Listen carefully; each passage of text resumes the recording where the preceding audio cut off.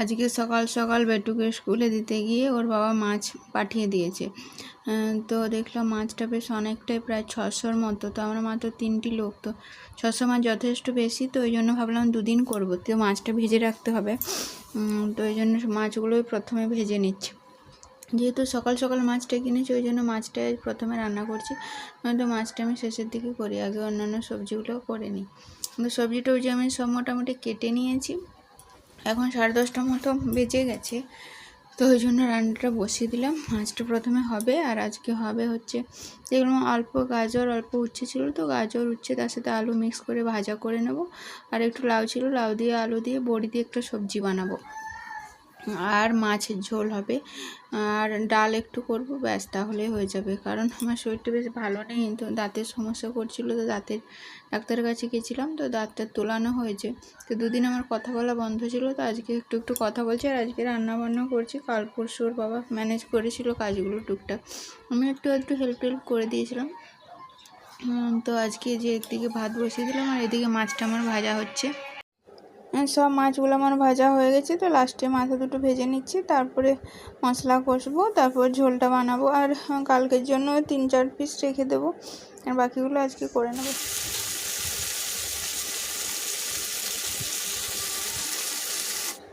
মশলা আমার কষা হয়ে গেছে, অল্প জল দিয়ে দিলাম, তাহলে এই পেঁয়াজটা টমেটোটা গলে যাবে। তো পেঁয়াজটা টমেটোটা গলে যাক, জলটা মরে যাক, তেল ছেড়ে আসবে, তখন জল দিয়ে ঝোল দিয়ে দেবো। তারপর ঝোলটা ফুটে গেলে মাছটা ছেড়ে দেবো, তাহলে হয়ে যাবে। আর আমি মাছের ঝোলটা নামানোর আগে সামান্য গরম মশলা দিই, তাহলে মাছের ওই আঁশটে গন্ধটা থাকে না। তো এই যে আমার ঝোল ফুটেও গেছে, এবার মাছগুলো ছেড়ে দেবো একটা একটা করে। খুব বেশি ঝোল বানাবো না, একটু ডাল বানিয়েছি। আর মাছের ঝোলটা কেউ খেতেও চায় না, কিন্তু বড় মাছ তো ওই জন্য হালকা ঝোল না বানালেও নয়। না হয় বেশ সরষে দিয়ে মাছের ঝাল দিয়ে বা বাটনা দেওয়া যেটা বলে, ওটা খেতে খুব ভালো লাগে। তো ওটা ছোটো মাছ হলে খেতে বেশি টেস্টি হয়। তো বড় মাছ যেহেতু, তো ওই জন্য আজকে হালকা করে ঝোলই বানিয়ে নিলাম। মাথাগুলো দিয়ে দিলাম। বেটু এখন মাছের মাথা খাচ্ছে, ওর মাছের চোখটা ওর খুব পছন্দ, তো একটু একটু করে মাথা খেতে শিখছে। আমিও মাছের মাথা খেতে খুব ভালোবাসি।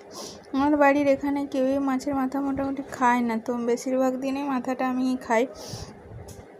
তো ঝোলটা হয়ে গেছে, ঢেলে নেবো, তারপর ভাজাটা করে নেবো, আর লাস্টে হবে লাউয়ের তরকারি, তারপর ডাল। তো এই যে ভাজাটাও দিয়ে দিলাম কড়াই তেল দিয়ে, আর একটু পেঁয়াজ দিয়েছিলাম যাতে সেন্টটা ভালো আসে। আর নামানোর আগে একটু পোস্ত দিয়ে দেবো, পোস্ত দিলে বেশ মুখে পড়বে, খেতে ভালো লাগবে।